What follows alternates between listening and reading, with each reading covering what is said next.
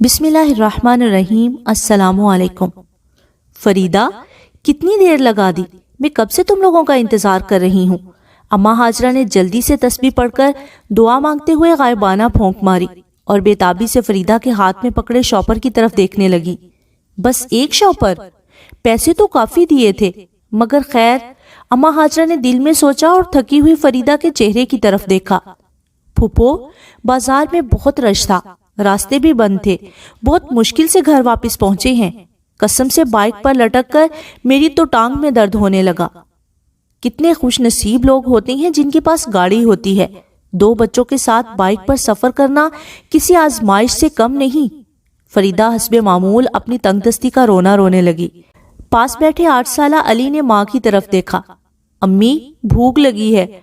फरीदा ने पहले तो उसे घूरा और फिर पास पड़ा बैग उठाकर पैसे निकालकर गिनने लगी।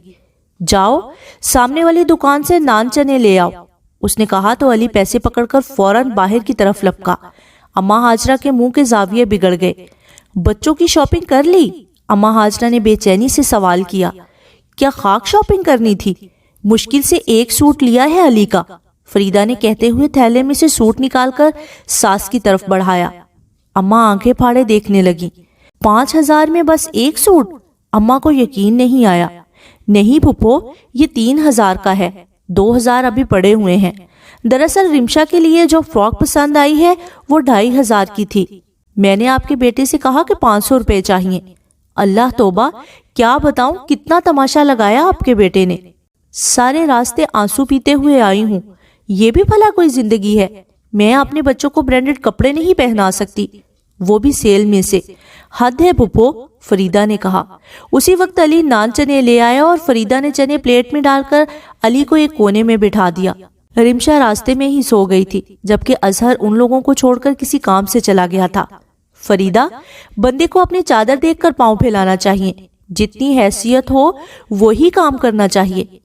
पहले ही तुम लोगों के हालात इतने खराब हैं। मुश्किल से बच्चों के लिए ये पैसे मैंने जमा किए थे कि चलो चाचे की शादी में 3 दिन बच्चे नए कपड़े तो पहनेंगे, मगर तुम सिर्फ एक सूट ही इतना महंगा लेकर आई हो। अम्मा हाजरा का जब्त जवाब दे गया, इसलिए जब वो बोली तो उनका लहजा सख्त था। फरीदा गुस्से से अपनी जगह से उठी। फूफो, आपको हमेशा मुझ पर ही एतराज रहता है। कभी अपने बेटे को भी समझा ले कि अच्छा कमाकर घर लाया करे। सस्ते से कपड़े पहनकर मेरे बच्चे खानदान के इतने बड़े फंक्शन में क्या लगेंगे? मेरी दोनों जेठानियों के बच्चे और वो खुद महंगे और ब्रांडेड कपड़े लेती हैं। चलो मैं खुद पर तो समझौता भी कर लूं, मगर अपने बच्चों के लिए तो हरगिज नहीं। एक बात साफ कह दूं फूफो, मैं कभी भी अपने स्टैंडर्ड पर समझौता नहीं कर सकती, फरीदा ने गुस्से से कहा। अम्मा हाजरा सर थाम कर रह गई। वो जानती थी कि फरीदा उन लोगों में शामिल है जो मुकाबले की दौड़ में अंधाधुंध भागते हैं। तुझे कौन समझाए फरीदा कि इंसान महंगा पहने या सस्ता, अपनी औकात और हैसियत के मुताबिक ही जचता है। अब कव्वे को सफेद पर लगा देने से वो कुछ और तो नहीं बन जाएगा ना।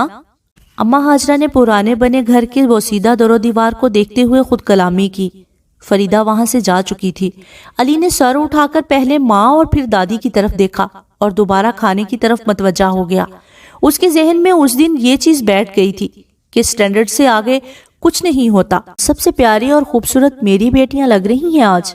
मेहंदी के फंक्शन में डांस फ्लोर की जगमगाती रोशनियों में लड़कियों का ग्रुप बहुत माहिराना अंदाज में डांस पेश करने के बाद सबसे दाद वसूल कर रहा था। जब 2 लड़कियां खिलखिलाते हुए तितली की तरह लहराती अपनी माँ के पास आकर सामने वाली कुर्सियों पर बैठ गई।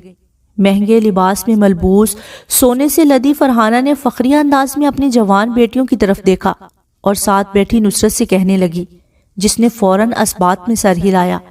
जी जी माशाल्लाह, वो तो नजर आ ही रहा है। सबसे मुनफरिद ड्रेस हैं आपकी बेटियों के। कहाँ से लिए हैं? नुसरत ने मरूब अंदाज में पूछा। किरण और रमशा की सारी शॉपिंग मैं फॉर्मी से ही करती हूँ, फरहाना फारूकी ने मुल्क के मशहूर ब्रांड का नाम लेते हुए कहा। अच्छा, नुसरत को ज्यादा ब्रांड्स वगैरह का नहीं पता था, इसलिए बस सर हिलाकर रह गई। मगर फरहाना की अभी तसल्ली नहीं हुई थी, इसलिए मजीद तफसील से आगाह करते हुए कहने लगी। एक ड्रेस तकरीबन 40 से 50 के दरमियान है। भाई, अब इससे सस्ता ड्रेस कहाँ मिलता है? फरहाना ने इतराक कर कहा। 40-50 हजार का? नुसरत ने आंखें फाड़कर सामने बैठी लड़कियों की तरफ देखा। جو موبائل پر سیلفی لینے میں مصروف تھیں۔ ملٹی شیڈ کا نیٹ کا دوپٹہ، گہرے رنگ کی ہلکے سے کام والی قمیض اور نیٹ کے بڑے گھیر والا لہنگا، اس میں 50,000 والی کیا بات ہے؟ نصرت کا دل کیا کہ ایک بار ان کے کپڑے کو ہاتھ لگا کر دیکھے، شاید چھونے پر اسے کچھ الگ احساس ہوتا ہو۔ دیکھنے میں بھلے بہت پیارا تھا، مگر اس طرح کا ڈریس بنانا کون سی مشکل بات تھی؟ نصرت جتنا سوچتی گئی اتنا ہی اس کا ذہن الجھتا گیا۔ مما اسمائل پلیز، کرن نے ماں کی طرف موبائل کرتے ہوئے کہا تو فرحانہ نے جلدی سے چہرے پر مسکراہٹ سجا لی۔ میرا یہ سیٹ اور چوڑیاں بھی تصویر میں آنی چاہیے نا؟ فرحانہ اپنی تصویر سے مطمئن نہیں ہوئی تو دوسرے زاویے سے تصویر بنوائی۔ ہاں اب ٹھیک ہے، جلدی سے سوشل میڈیا پر لگا دو، دیکھنا لوگ کیسے جلیں گے ہم سے، فرحانہ نے فاتحانہ انداز میں کہا جیسے کوئی بہت بڑا مارکا مار لیا ہو۔ اب دیکھیں نا نصرت بہن، صرف کپڑے لینے سے ہی تو بات نہیں بنتی نا۔ بچیاں ہیں کہتی ہیں کہ اگر ڈریس کے ساتھ اچھا میک اپ اور میچنگ جیولری نہ ہو تو کیا فائدہ؟ ایک دن کا میک اپ ہی 20,000 کا کروایا ہے بچیوں نے، اور فرحانہ کے آگے جوتوں کی قیمت سے لے کر پہنی ہوئی جیولری تک کے بارے میں بتانے لگی تو نصرت کو لگا جیسے اس کی سانس تنگ پڑنے لگی ہے۔ اس نے چادر اٹھائی اور گھر جانے کے لیے کھڑی ہو گئی۔ آج تو مما سب نے بہت تعریف کی ہماری۔ واپسی میں گاڑی میں سوار گھر کی طرف گامزن کرن نے خوشی سے کہا تو فرحانہ کی گردن مزید اکڑ گئی اور اس نے فخریہ انداز میں گاڑی چلاتے ہوئے اپنے شوہر نامدار کی طرف دیکھا۔ دیکھا آپ نے، اب تو مانتے ہیں میری سمجھداری کو۔ میں صرف پیسہ شو آف کرنے کے لیے نہیں خرچ کرتی ہوں، بلکہ ہماری حیثیت اور رتبے کو برقرار رکھنے کے لیے یہ سب کرتی ہوں۔ آج پورے خاندان میں سب کو پتا ہے کہ ہمارا کیا سٹینڈرڈ ہے، فرحانہ نے غرور سے کہا تو گاڑی موڑتے شخص نے اس بات میں سر ہلایا۔ کرن نے مسکراتے ہوئے اگلی سیٹ پر بیٹھے ہوئے اپنے والدین اور پھر ساتھ بیٹھی موبائل پر مصروف چھوٹی بہن کی طرف دیکھا۔ واقعی ہمارا سٹینڈرڈ سب سے الگ ہے، کرن نے سوچا اور ہاتھ میں پکڑے موبائل کی طرف متوجہ ہو گئی۔ عماد اور عزیر کے داخلے کے لیے اسکول سے داخلہ فارم لے آیا ہوں، اسے دیکھ لو۔ جمشید رضوی نے چائے کا کپ بیگم کے ہاتھ سے پکڑتے ہوئے سامنے بیٹھے اپنے چھوٹے بیٹے فروخ سے کہا۔ کس اسکول کے ہیں داخلہ فارم؟ فروخ نے سنجیدگی سے دریافت کیا۔ کیا مطلب بھائی؟ جہاں تمہارے باقی دونوں بھائیوں کے بچے پڑھتے ہیں اسی اسکول سے لایا ہوں، جمشید رضوی نے مسکراتے ہوئے کہا۔ مگر ابا جان، میں اپنے بیٹوں کو وہاں داخل نہیں کروانا چاہتا ہوں۔ فروخ کے کہنے پر جمشید رضوی چونکے اور حیرت سے اپنی بیگم کی طرف دیکھا۔ وہ بھی حیران نظر آ رہی تھی۔ وہ کیوں بیٹا؟ ماں کے پوچھنے پر فروخ نے گہری سانس لی۔ میں نے سوچا ہوا ہے کہ میں اپنے بچوں کو شہر کے سب سے بڑے اور مہنگے اسکول میں داخل کرواؤں گا، جس کا ایک نام اور سٹینڈرڈ ہے، فروخ نے مضبوط لہجے میں کہا تو جمشید رضوی نے ہاتھ میں پکڑا اخبار رول کرتے ہوئے سامنے میز پر رکھا اور بولے، بیٹا اچھی طرح سوچ سمجھ لو، تمہاری سیلری اچھی ہے مگر خود پر اضافی بوجھ ڈالنا عقل مندی کی نشانی نہیں۔ ابا جان، آپ لوگ ان باتوں کی اہمیت کو نہیں سمجھ سکتے ہیں۔ آج کل اچھی رہائش، اچھا پہننا، اچھا اوڑھنا، کھانا پینا، اچھے اداروں میں تعلیم حاصل کرنا آپ کے سٹینڈرڈ کو ظاہر کرتا ہے۔ میں نہیں چاہتا کہ میرے بچے کسی سے پیچھے رہ جائیں، فروخ نے پرجوش انداز میں کہا۔ اپنی اولاد کے لیے اچھے سے اچھا چاہنا اور کرنا ہر دور میں سب والدین کی خواہش رہی ہے بیٹا، ہماری بھی یہی خواہش تھی اپنے بچوں کے لیے، مگر جمشید رضوی کہتے کہتے چپ ہو گئے۔ فروخ نے سوالیہ نظروں سے ان کی طرف دیکھا۔ مگر ہم نے اچھی تعلیم، اچھی تربیت اور اچھے اخلاقی معیار کو ہمیشہ مقدم جانا اور انہی خطوط پر اپنے بچوں کی پرورش کی۔ بیٹا دنیا کی دوڑ میں آپ روپے پیسے سے آگے تو نکل سکتے ہیں، مگر دنیا کی دوڑ کبھی ان سب کی بنیاد پر جیت نہیں سکتے۔ جیت اسی کی ہوتی ہے جو ہر دور میں اپنی مضبوط شخصیت کے بل بوتے پر میدان میں اترتا ہے۔ اس لیے میرا ماننا ہے کہ اپنے بچوں کو یہ مت بتاؤ یا سکھاؤ کہ یہ دنیا کیا ہے، انہیں یہ بتاؤ اور سکھاؤ کہ آپ خود کیا ہیں، آپ کی اہمیت، آپ کی قیمت، اس لیے کہ ایک آپ کے ہونے سے ہی سب کچھ ہے، یہ دنیا بھی اور اس کے جھمیلے بھی۔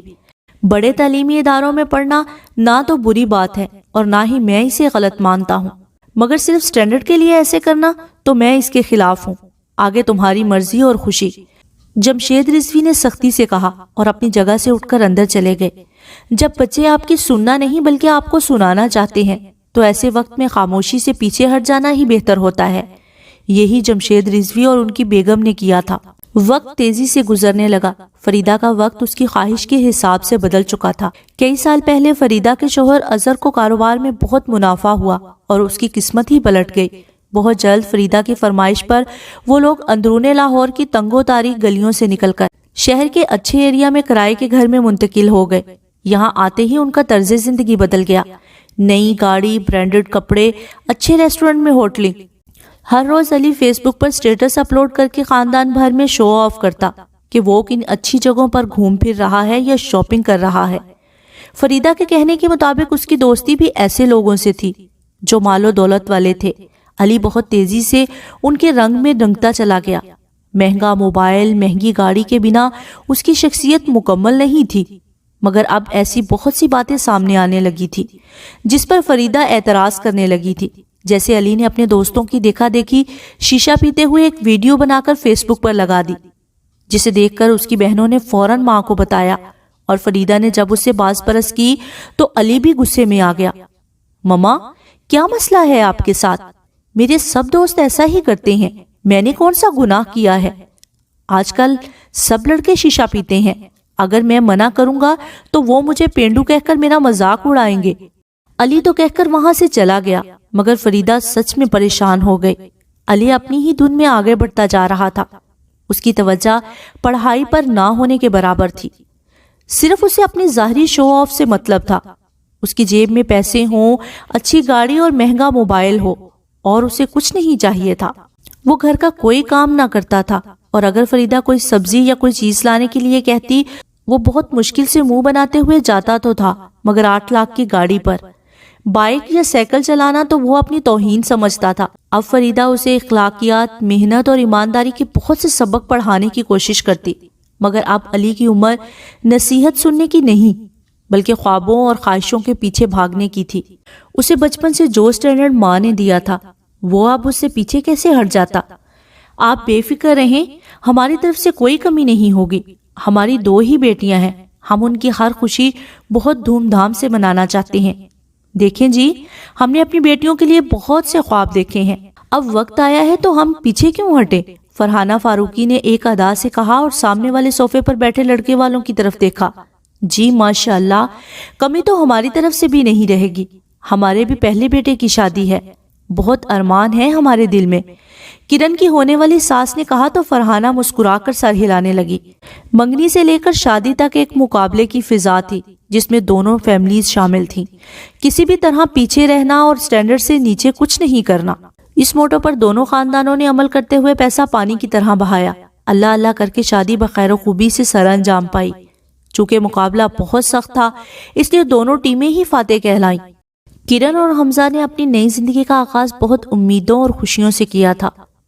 دونوں خوشیوں کے جھولے میں جھول رہے تھے جب آزمائش کی تیز دھوپ سر پر آ رکی۔ حمزہ کو بزنس میں شدید نقصان ہوا اور اس کی خوشحال زندگی کی کشتی وقت اور حالات کے طوفان میں ہچکولے کھانے لگی۔ یہ کھلونا تم نے اسے لے کر دیا ہے؟ فاروق نے ہاتھ میں پکڑی چھوٹی سی گاڑی کی طرف اشارہ کرتے ہوئے اپنی بیوی شیزہ سے پوچھا۔ ہاں، آج امی کے ساتھ پارک گئی تھی تو وہاں ایک بوڑھا آدمی کھلونے بیچ رہا تھا۔ عماد نے دیکھا تو ضد کرنے لگا کہ اسے یہ گاڑی لینی ہے، صرف 50 روپے کی تو ملی ہے۔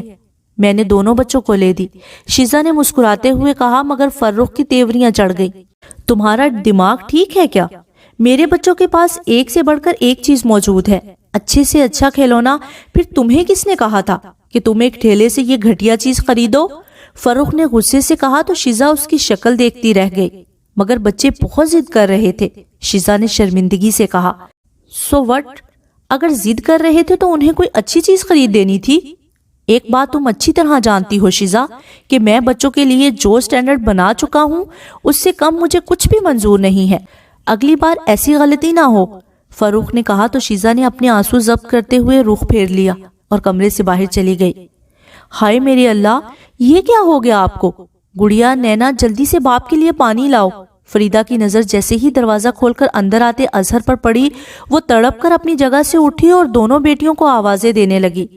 اظہر نے پانی پی کر ایک نظر پریشان کھڑی بیوی اور دونوں بیٹیوں پر ڈالی جو پریشانی سے اس کے برے حلیے کو دیکھ رہی تھی۔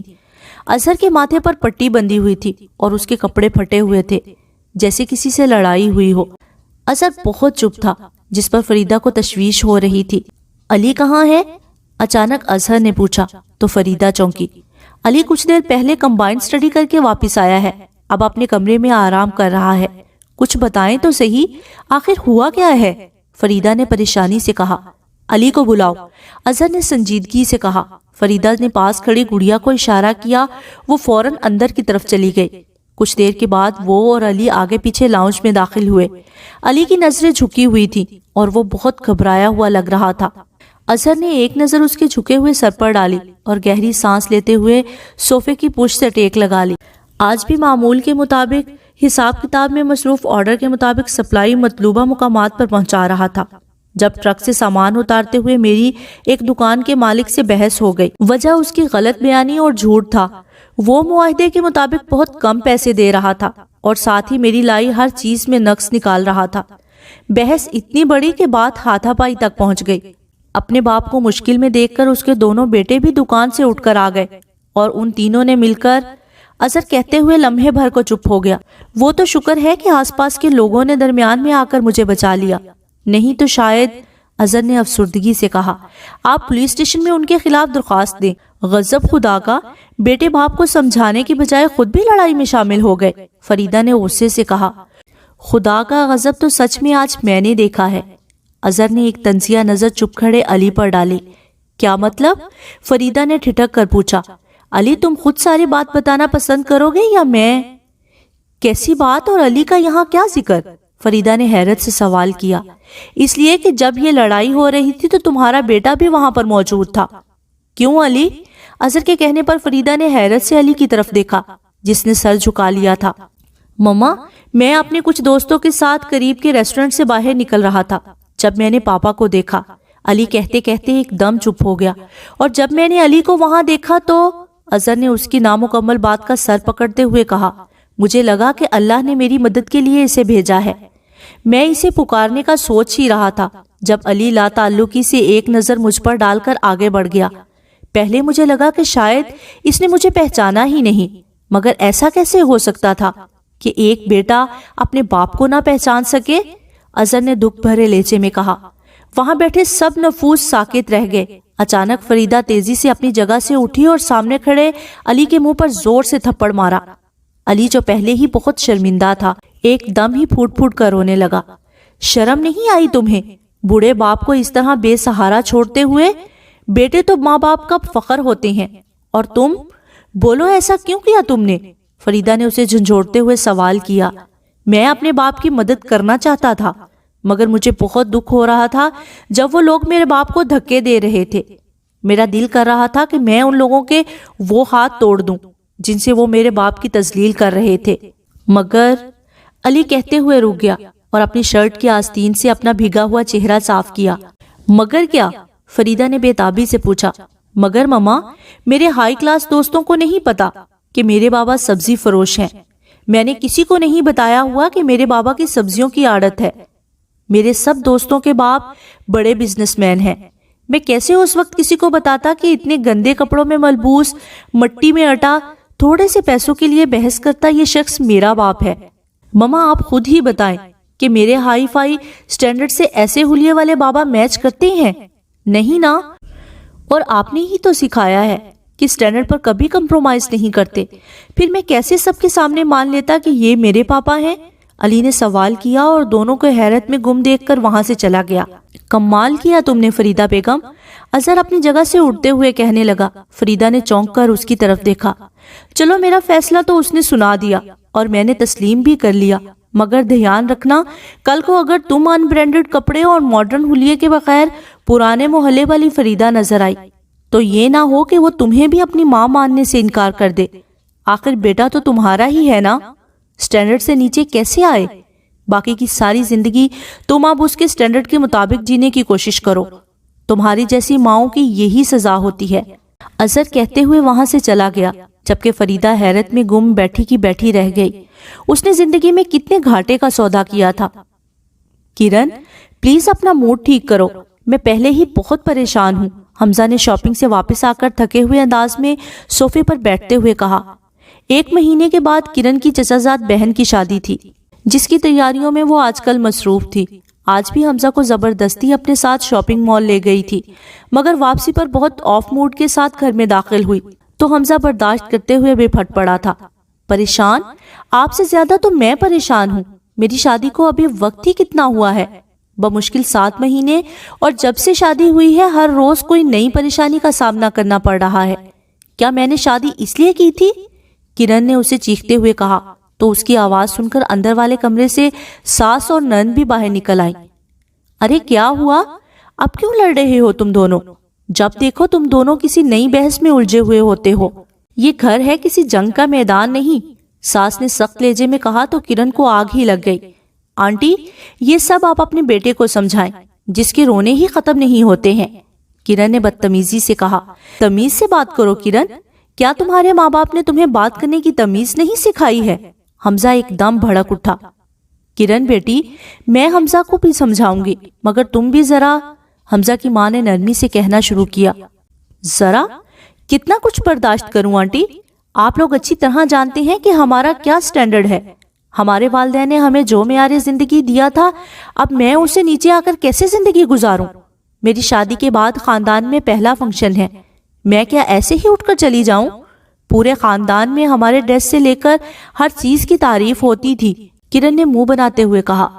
تو کرن بیٹی، آپ کی شادی کے سب ڈریسز اتنے خوبصورت اور مہنگے ہیں، آپ وہ استعمال کر سکتی ہیں، اور بیٹی بزنس میں نفع نقصان تو ہوتا ہی رہتا ہے، ہمیشہ حالات ایسے تو نہیں رہیں گے نا، تھوڑا صبر کرو، سب پہلے جیسا ہو جائے گا، حمزہ کی ماں نے سمجھایا۔ وٹ صبر؟ آنٹی، صبر کے چکر میں کیا میں اپنا قیمتی وقت ضائع کر دوں؟ وہ سب ڈریسز میں پہن چکی ہوں، ویسے بھی نئے ڈیزائن آ گئے ہیں، مجھے نہیں پتا، مجھے اپنی کزن کی شادی میں ہر چیز بہترین چاہیے، اور میں اسے گفٹ میں سونے کا سیٹ دوں گی، کرن نے ضدی انداز میں کہا تو حمزہ گہری سانس لے کر اپنی جگہ سے اٹھا۔ فی الحال تو میری جیب اجازت نہیں دیتی کہ میں کسی طرح کی بھی فضول خرچی کروں، آگے تمہاری مرضی، حمزہ کہتے ہوئے اپنے کمرے کی طرف چلا گیا۔ کرن نے غصے سے اسے جاتے ہوئے دیکھا اور فوراً اپنے گھر کال کر کے گاڑی منگوا لی۔ ڈرائیور کے آنے تک وہ اپنا سامان پیک کر چکی تھی۔ میں جا رہی ہوں، کرن نے غصے سے کہا اور سب کے روکنے کے باوجود وہاں سے چلی آئی۔ کرن کی بے جا ضد اور بدتمیزی کی وجہ سے تنگ آ کر حمزہ نے اسے طلاق دے دی۔ طلاق کے پیپرز ہاتھ میں تھامے کرن گمسم بیٹھی رہ گئی۔ بے وقوف لڑکی، یہ تم نے کیا کیا؟ اپنے ہاتھوں ہی اپنا گھر تباہ کر لیا۔ حمزہ اتنا اچھا لڑکا تھا، مگر تم نے قدر نہیں کی، فرحانہ نے کرن کو جھاڑتے ہوئے کہا۔ جوان بیٹی کی طلاق نے اسے بھی بہت بڑا دھچکا پہنچایا تھا، اس کے باپ کا سر تو جھکا کا جھکا ہی رہ گیا۔ مما، آپ نے خود ستائش اور شو آف کا جو سٹینڈرڈ ہمارے لیے بنایا تھا، میں اسے نیچے آ کر کیسے دیکھتی؟ کرن نے مدھم لہجے میں سوال کیا تو فرحانہ کو لگا جیسے کسی نے اسے چابک رسید کیا تھا، اور یہ ضمیر کا چابک اسے ساری عمر ہی برداشت کرنا تھا۔ میرے خیال سے اب ہمیں عماد اور عزیر کا اسکول تبدیل کروا دینا چاہیے، فروخ نے رات کے کھانے کے بعد اظہار خیال کیا تو جمشید رضوی نے چونک کر اس کی طرف دیکھا۔ سب خیریت ہے؟ انہوں نے پوچھا تو فروخ گہری سانس لے کر رہ گیا۔ جی ابا جان، ایمل اور ردا کو بھی داخل کروانا ہے، اور پھر 2 سال تک ننھے علی کا بھی۔ میں نہیں چاہتا کہ میرے 2 بچے تو شہر کے سب سے اچھے اسکول میں تعلیم حاصل کریں اور باقی تینوں عام سے اسکول میں، اس لیے سب کو ایک ہی اسکول میں داخل کرواؤں گا، فروخ نے دھیمے لہجے میں کہا۔ مہنگائی کے طوفان کے آگے اب اس کی تنخواہ کافی نہیں پڑ رہی تھی، اس لیے وہ یہ فیصلہ کرنے پر مجبور ہو گیا۔ ٹھیک سوچا تم نے، اللہ آسانی دے، جمشید فاروقی نے کہا تو فروخ سر ہلا کر رہ گیا۔ مگر جب 10 سالہ عزیر اور عماد کو پتا چلا کہ ان کا اسکول تبدیل ہو رہا ہے تو انہوں نے ایک ہنگامہ کھڑا کر دیا۔ بمشکل سمجھا بجھا کر انہیں دوسرے اسکول جانے پر راضی کیا، مگر دوسرے اسکول جا کر بھی وہ دونوں سیٹ نہیں ہوئے۔ آئے روز پرنسپل آفس سے ان کی شکایات ملنے لگی۔ پڑھائی میں دونوں کمزور ہو گئے، گھر اور اسکول میں ضدی اور بدتمیزی کے نام سے مشہور ہونے لگے۔ ایک دن تنگ آ کر فروخ نے ان دونوں کو بہت مارا۔ جمشید رضوی نے بمشکل انہیں چھڑوایا، دونوں روتے ہوئے دادا کے گلے لگ گئے۔ جمشید رضوی نے بمشکل انہیں چپ کروایا۔ بچوں، آپ ایسا کیوں کر رہے ہو؟ پہلے تو آپ ایسے نہیں تھے، جمشید رضوی نے نرمی سے پوچھا۔ فروخ بچوں کو روتا ہوا دیکھ کر پشیمانی کا شکار ہو کر ایک کونے میں سر پکڑ کر بیٹھ گیا۔ دادا جان، پاپا بھی تو پہلے ایسے نہیں تھے نا؟ انہوں نے ہمیشہ کہا کہ ہمارا معیار ایک سٹینڈرڈ ہے، पहले हमें सबसे अच्छे स्कूल में दाखिल करवाया। हम अपने दोस्तों और सब कज़नों में सबसे अलग लगते हैं। सब हमसे मुतासिर थे, मगर जब से हम इस स्कूल में आए हैं अब सब हमारा मजाक उड़ाते हैं, बार बार पूछते हैं कि वो स्कूल क्यों छोड़ दिया। दादा जान, हमें नहीं पढ़ना, हम घर में ही रहेंगे। दोनों बच्चों ने रोते हुए कहा तो जमशेद रिजवी ने एक ताज्जुब भरी निगाह फर्रुख पर डाली, जो शर्मिंदगी से अपना बोया हुआ बीज बड़ा होते हुए देख रहा था। अच्छा, अब रोना बंद करो, आज से मैं आपका पक्का वाला दोस्त हूँ।